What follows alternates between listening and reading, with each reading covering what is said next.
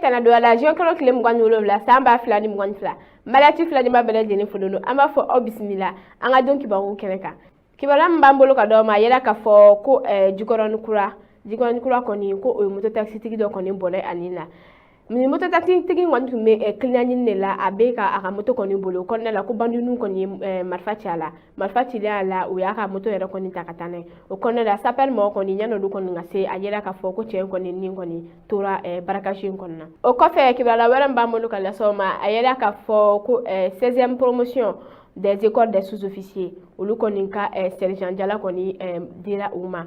semaine temenina jean kalo kile mugani nane samba fla ni mugani fla konna la ko nunu koni ko uperele no ka mali koni deme wa ube barala mali de bela jelenga do kuye uga sergent jala koni sorole ko fe la se wara mbambulu ka do ma ayera ka fo ko Jonathan Goodluck koni tunana kile fla ni kera mali koni konna la mine ka ye ka fo tuguni ko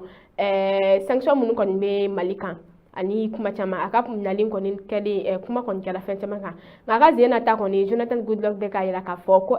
aka zena nali koni ni nali to make kene barsa changement do be no seda mo koni tu mila nyini mali fe ayira ka fo ko anga mali autorité koni be osiraka ko abese ka kere ko sanction min koni be anka no de koni embargo na nyona chama ko be songa lever barsa so même kanga ke le 3 juillet 2022 na ko kere nyamima anu ofanada okluka